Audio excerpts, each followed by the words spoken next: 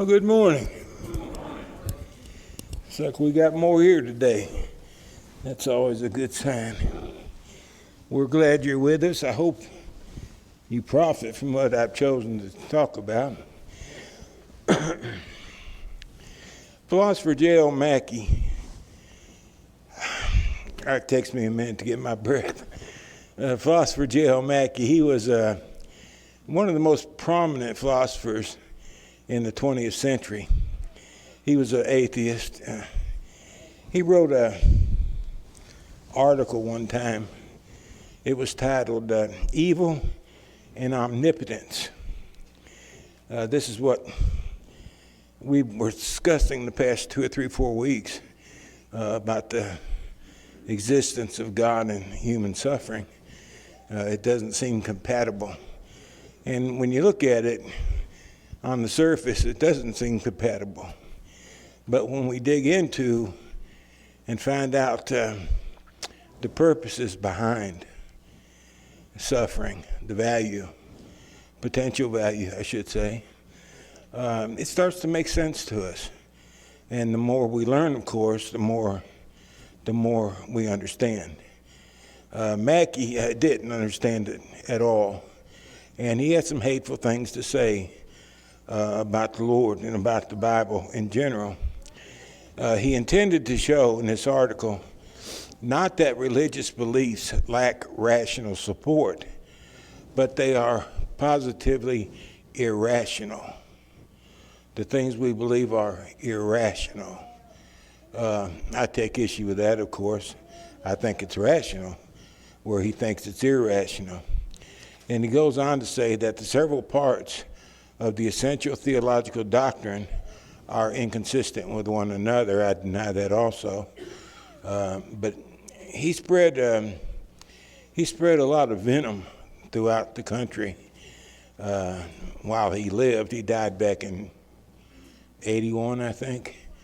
81 or 87, I forgot. He spread a lot of venom, but it appears now at least that the philosophy he clung to is being debunked by most educated people, I should say, I guess. I'm going to pursue this by just raising a question. Why do you want to go to heaven? What's your reason behind it? One of the first things that come to my mind is I can't stay here. If there's one thing I've become satisfied with, when I was young, I think I thought I could live forever.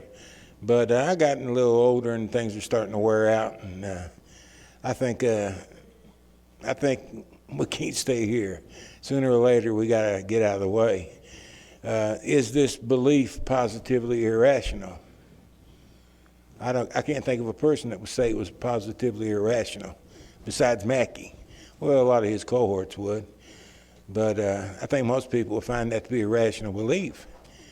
I can't stay here, and I want to make preparation to be where I want to be when I have to leave here, if there is a place to be. I think that's rational thinking myself. In Hebrews chapter 9, verse 27, Hebrews author stated what we all know: it is appointed and man wants to die. People are looking for that magic bullet that's going to give life eternally on the earth. People are trying to stay young looking. They're trying to prolong their life in a variety of ways. And it seems to me that it's been a lot of time spent in vain. Back in David's day, he said that the span of a man's life was 70, and if perchance he got to live up to 80. Well, I looked it up the other day, and the average lifespan today is 73. All these years trying to prolong life, and we're still where David was, and that was 3,000 years ago. It don't seem to be making a lot of progress in that area. Why? Because it's appointed by God that we got to die. He don't want us to stay here. He only wanted us to be here for a little while, and then he wants us to leave. because he's got other plans for us, is what we discover in the Bible. In Genesis 3:19, Adam had sinned against God, and God imposed punishment because of that sin. Adam, he didn't have to work by the sweat of his face in the Garden of Eden. That was all about to change. Because now by the sweat of your face you will eat bread till you return to the ground. For out of it, out of the ground, you were taken. Remember, that's how God formed Adam, was out of the ground. And he goes on to state, you are dust, and to dust you shall return. That, of course, is what happens at death. In Ecclesiastes chapter 3 and verse 20, Solomon said, all go to one place. It's appointed that a man wants to die, and all go to one place. All are from the dust, and all return to the dust. We go back to the place of origin, where God made the first man, Adam. In Ecclesiastes 12 and 7, again from Solomon, he said, then the dust will return to the earth as it was. It seems pretty consistent to me, huh? I don't see contradiction between the various verses in the Bible. They seem to all be in harmony. Mackey said they were in disagreement. They were irrational. I don't see irrational or disagreement in either one of these cases. In James 2:26, James has given us a definition for death. The body without the spirit. That constitutes death. If that's true, and it is, then life is the body with the spirit. Just the opposite. It's not hard to figure out when life begins. If you can find out when the spirit enters the body, you know when life begins. The riddle's solved. It's not so difficult. And when you find out when the spirit leaves the body, you know when death occurs. Very simple definition of life and death in the Bible. Well, we notice that from James that the body is what's dead. Well, what about the spirit? Well, the body returns to the dust. We've seen that. Where does the spirit go? That's what we haven't seen. There's a separation that occurs at death. The body goes back to the earth and the spirit goes somewhere. It's not going to be here. It goes somewhere else. About the spirit, some of the characteristics. When we say about the spirit, we're talking about ourselves. That's us. That's the part of us that thinks. That's the part of us that loves. The part of us that despises or hates. All these qualities or characteristics, these are the product of our soul, our spirit. Hunger, that's a product of the human body. Various type of lusts we experience, these are all products of the human body. But when you get into the characteristics of men and women, you're talking now about the spirit of the person. Very different, like a people are very different from a dog. A dog is a body without a spirit, but a person isn't. A person is a spirit, and a person without a spirit is dead. At least the body's dead, because the spirit that animated the body, it's gone. It's gone somewhere else. In Genesis 2 and 7, the Lord formed man of the dust of the ground. He breathed into his nostrils the breath of life, and man became a living being. It's kind of simple to see how this happened. First, the body was formed. Second, the spirit was formed. And when the spirit and body were both formed, that constitutes man. Man is a generic term for both men and women in many cases in the Bible, and that's how it's used here. The spirit joined to the body equals a human being. The dust will return to the earth as it was, Solomon said, and the spirit will return to God who gave it. So that's the answer to that question. The body is dead, James 2:26. Death ends one's earthly existence. The people we loved who died, they're not with us anymore. Those relationships have been temporarily severed, we hope and pray. But the spirit lives. So where's Mama at? The person that loved me was my mama. She was spirit. When she died, her spirit exited her body. Her body went back to the dust. Where's her spirit at now? That's what should be important to us. Where does God keep the people we love? Where do they exist? We're told in the Bible it's a place called Hades. The word Hades, to a lot of people, the word Hades means hell. That's a improper translation of the word. The word Hades means the place of unseen, or the unseen. To the Jewish mind, it was the place of disembodied spirits. When they thought about Hades, or where the spirit went, they thought about the place where God keeps spirits that are out of their body. The body went back to the dust. The spirit has gone to Hades. In Luke chapter 16, the Lord told us about a historical account. Some people say it's a parable. I don't believe it's a parable at all. I believe it's two people that the Lord actually knew, whether previous to his becoming man or during his lifetime, I cannot tell. But I'm sure he's talking about two people that he was very aware of, and that was the rich man and Lazarus. The rich man died. He went to Hades. He went to a place of torment in Hades. Lazarus died. He too went to Hades, but he went to a place identified as Abraham's bosom in Hades. Two men died. Their bodies returned to the dust, and they went to Hades, each one did, but they went to two different parts of Hades, the place where God keeps disembodied spirits. One to be tormented, one to be cuddled. Jesus told the thief on the cross, "Today you will be with me in paradise." Now, paradise is the same thing as Abraham's bosom, the meaning is. But it fascinates me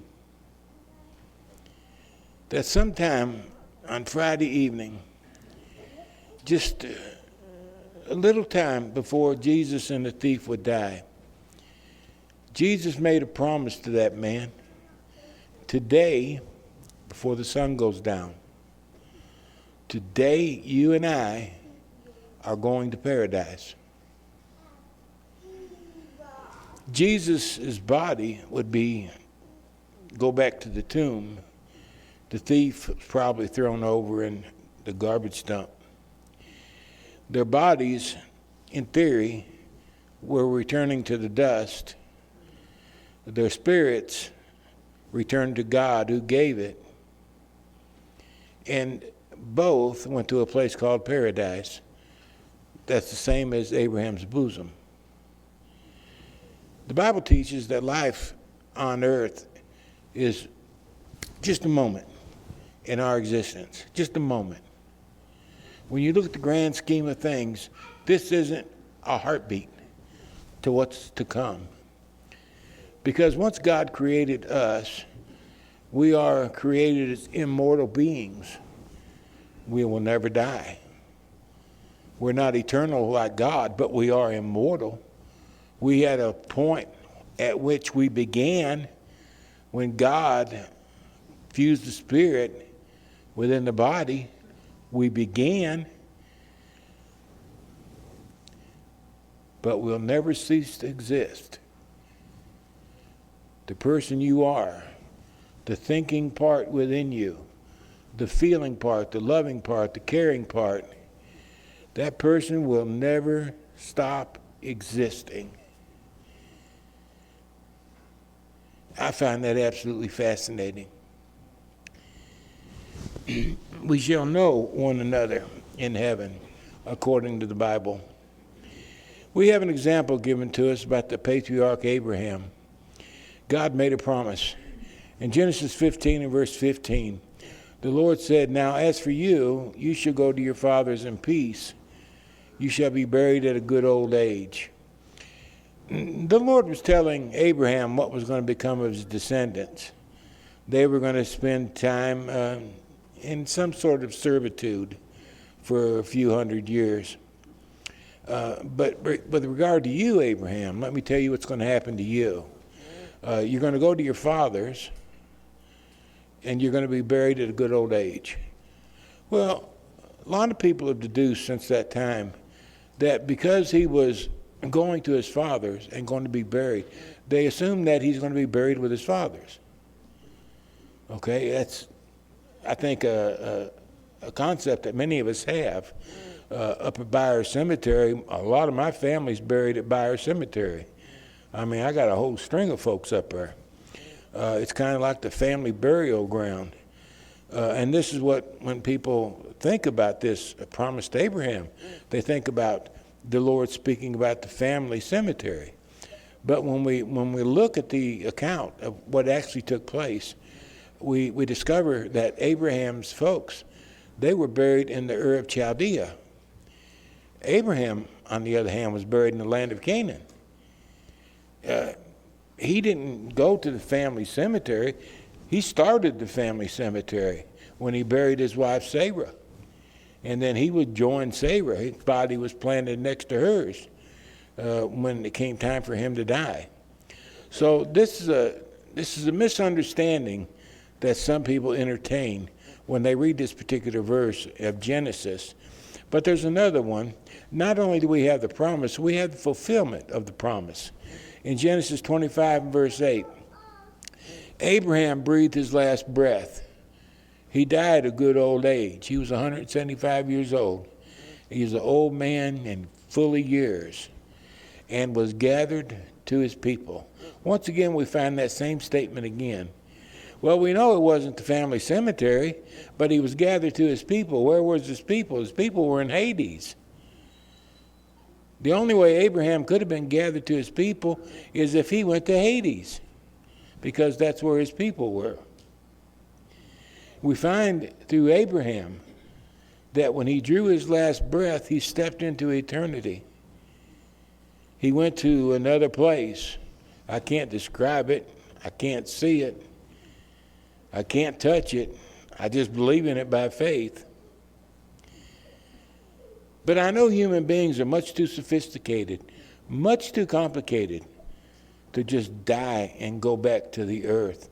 The very idea that all this began by accident, I think, is the biggest leap of faith that's ever been invented. That a big bang exploded and all of this that exists. I don't know, I don't understand how any person could possibly believe that all the design, all the engineering, just in the human race, not even taking into consideration the rest of the creation, just in the human race, my ability to talk to you and wiggle my fingers at the same time, only a genius mind could be behind the existence of you. And we're supposed to believe that it all happened, but bang? I don't think we're irrational. I think Mackey's irrational, because that's what he believed. The difference is Mackey knows today. I don't know. I'm still here. I believe by faith. One day I will know. What I read about, what I think about will be reality. But for the moment, it's a matter of faith. Mackey, it's his reality now. It's his reality. David is another case in point.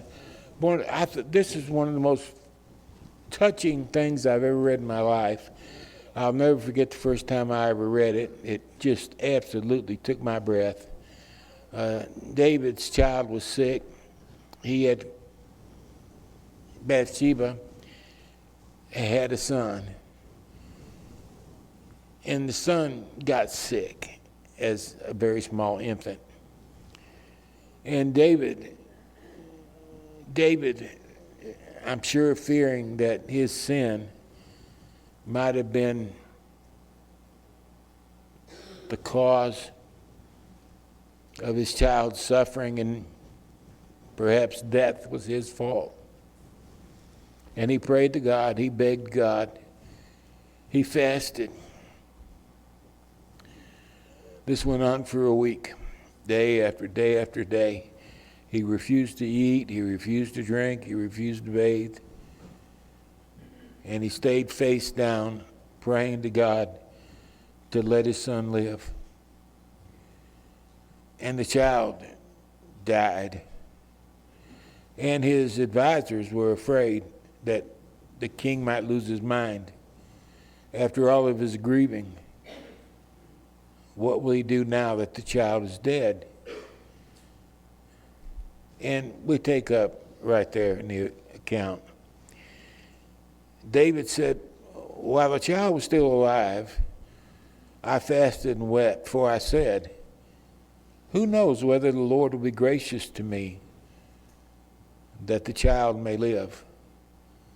I fasted and I prayed to God in hopes that God would let my baby live.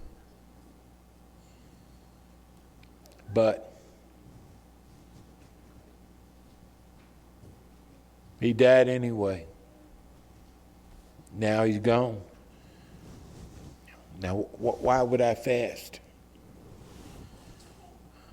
I was trying to persuade God to allow my boy to live, but that wasn't the final decision.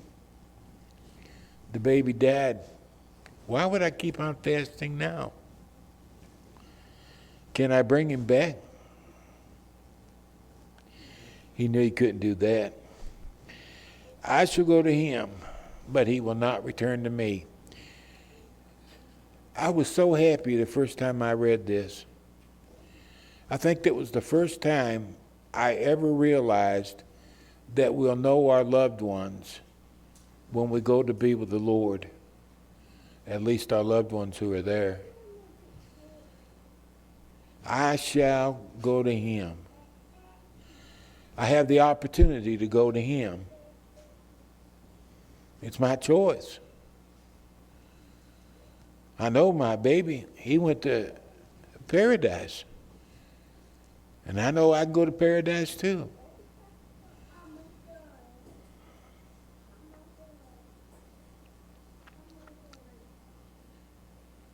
The thought of seeing a deceased child would, I think, overwhelm me. It would help motivate me to win the favor of the Lord,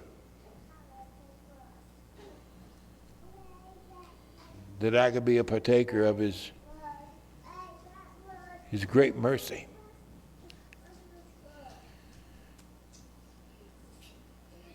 We will know one another in the world to come. That raises a lot of questions we can't get into now. But be assured, we will know one another.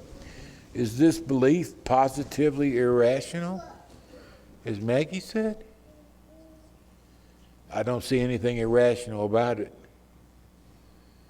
It's called faith. Maggie believed in the Big Bang. What's that called? It's not based on any type of evidence. It can't be faith, because faith is based on evidence, right? Romans 10:17. So it's a belief he held that can't be based on evidence. It's what he wanted. It's not what he knew. It's not what was logical. It's not what was rational. It's what he wanted. And he can want all day long. But it won't change whatever reality is. Why do you want to go to heaven? Well, first thing come to my mind, I can't stay here. The second thing came to my mind, there's only one alternative to heaven. And I don't want to go there. When I first thought hell might be a reality, but I really didn't want to go to hell. You know, people always used to joke about going to hell. Oh, I'll meet you there. You know, some stupid things we used to say. But when you come to the point in time where you believe there is a hell, boy, you start singing a different song then. Because it's not a place somebody wants to go. Who wants to go into a burning barn and sit down in the floor and wait for the barn to collapse around them? Who would want to go to hell that's in their right mind if they believe hell's a reality? If you don't believe it's a reality, that's understandable. But if you believe there is hell, I don't want to go there. Hell is an awful, awful place. In the Bible, it's from a Greek word, Gehenna. Gehenna literally means the valley of Hinnom. There was a farm, if you will, that joined hard to Jerusalem. It belonged to a family by the name of Hinnom. And this family, eventually, the land went down to the sons. And when the Jews referred to, they'd say Gehenna, they were talking about the valley of the sons of Hinnom. That's what they meant. That's what Jesus said when he said there was a hell. He said there is a valley of the sons of Hinnom. Well, people's attention immediately turned to the valley of the sons of Hinnom. What does that mean? Well, at the time Jesus walked the earth, the valley was Jerusalem's garbage dump. That's where they dumped the city's garbage. Some say Jerusalem was inhabited by about 1 million people. I think it's probably closer to about 250,000. Nevertheless, that's a pile of garbage.